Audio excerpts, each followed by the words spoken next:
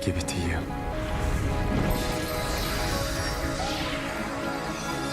What if your favorite K-pop idol wasn't just a star, but also a demon with unfinished business? K-pop demon hunters blended flashy performances with dark mythology, creating an instant fan craze. With Jinu's shocking sacrifice, the question now is, has his story ended or is he destined to return?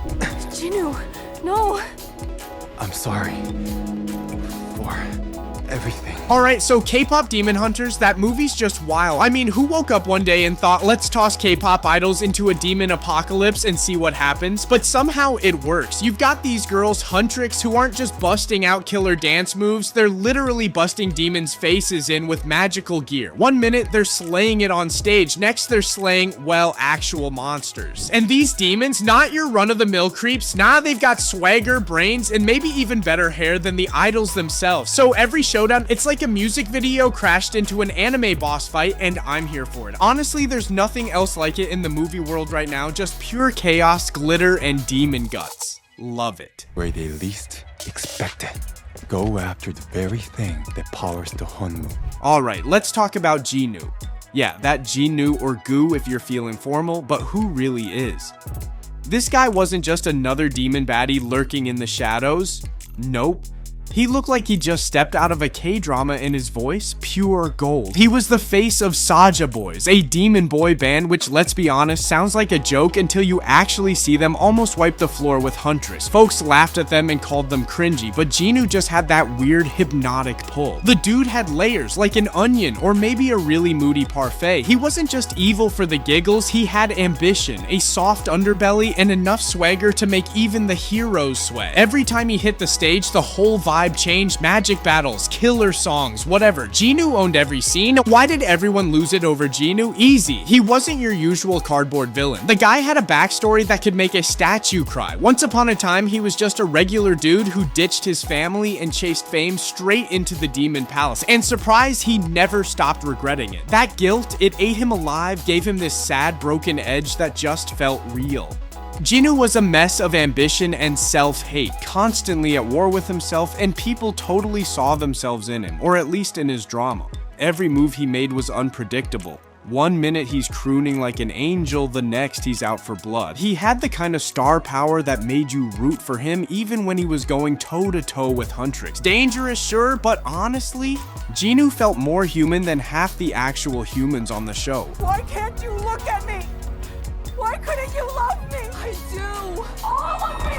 If you thought Jinu's backstory was rough, hold on to your popcorn. His thing with Roomie, that's where the movie actually hit you right in the feel. You could see the sparks the second they met. Roomie's got this whole half-demon baggage, right? She spots something broken in Jinu, and it's like, boom, instant recognition. They're both hiding all this pain, too scared to let the world see the real mess inside. Not just chemistry, more like two people finally finding someone who gets it, no judgment. And trust me, the fandom clocked their connection immediately. They even got a ship name after that goofy autograph scene. That flirting felt real, not like some studio exec cooked it up in a boardroom. Everyone was rooting for them to get their shot at happiness, maybe even save each other, you know? Then Jinu goes and drops the bomb. Betrayal full send. He exposes Roomie's demon marks like, dude, what the hell? Suddenly she has to face the ugliest part of herself, and everyone else knows it too. Brutal. It's the kind of twist that totally wrecks you, and Roomie obviously. Still, that pain, it made their story hit even harder. Loving someone as messed up as Jinu was always a gamble. Their thing wasn't just some sweet romance, it was more like a slow-motion train wreck with longing, betrayal, epic heartbreak. No wonder people can't stop talking about it. Redemption arcs are common in fantasy stories, but Jinu's was anything but typical. Throughout most of the film, he remained selfish, driven by personal pain and survival rather than any noble cause. He refused to fully align with Huntrix, showing no real commitment to their mission. And yet, when the moment of truth arrived, Jinu made a surprising choice. He turned against his master,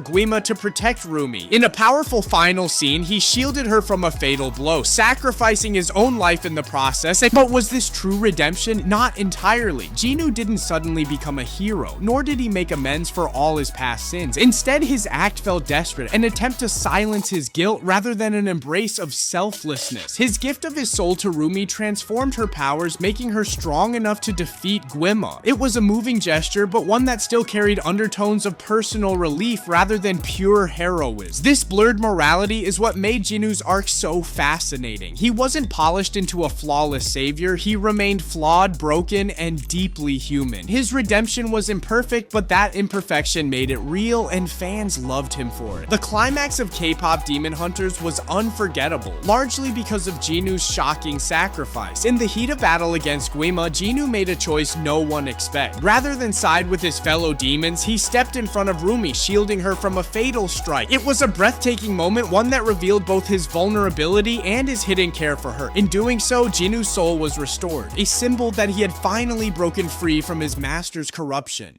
Instead of fading away, he entrusted that soul to Roomie, gifting her the strength she needed to defeat Guima once and for all. This transfer of power didn't just save Roomie, it transformed her. Her blade, infused with Jinu's essence, became strong enough to cut through the seemingly unstoppable demon lord. For fans, the moment was bittersweet. It was thrilling to see Roomie rise as the ultimate hero, but it also meant saying goodbye to Jinu. His death carried emotional weight, closing his arc in heartbreak while leaving open the possibility of something more. It was a shocking yet beautiful conclusion, striking the perfect balance between tragedy and triumph. With Jinu gone, Roomie stepped fully into the spotlight as the story's emotional core. Empowered by his soul, she gained new abilities that gave her the edge in her fight against Darks, yet unlike Jinu, she remained firmly selfless. Her half-demon nature weighed heavily on her, constantly reminding her of the thin line between control and corruption. Instead of surrendering to despair, she willingly risked her life for the sake of others. And this contrast between Roomie and Jinu highlighted the different paths they chose. Where Jinu let guilt and shame drive him to selfishness, Roomie embraced her pain and turned it into strength. She didn't hide from her demons, she fought them while protecting those she loved. Her journey showed the qualities of a true hero, cementing her as not only Jinu's opposite, but also his successor. She carried his power, but her spirit made her stronger than he ever was. Have you thought about my proposal? Look, I want to believe in your crazy plan. Even though Jinu's body perished, fans can't shake the feeling that his story isn't over. The reason? His soul never disappeared. Instead, it merged with Roomie, amplifying her strength and transforming her weapon. This unusual transfer left audiences questioning whether Jinu was truly gone or simply reborn in another form. Theories abound. Some believe Jinu could return as a guiding voice within Roomie's mind, much like an angelic counterpart to Guima's dark whispers. Others argue he might exist as a spirit tied directly to her powers, revealing himself whenever she fights or sings. The boldest theories imagine an even bigger twist, that Jinu could be reborn as a half-demon, similar to Roomie, giving him a second chance at life and redemption. This mystery keeps fans hooked, fueling endless discussions online. His ambiguous fate was clearly intentional, planting seeds for a sequel that could explore his next chapter. Whether as a mentor, a lingering presence, or a resurrected idol, Jinu's essence lingers in the universe, and as long as his soul remains connected to Roomie, there's always hope for his return. His death wasn't closure, it was the beginning of a much larger question that K-pop Demon Hunters 2 may finally answer.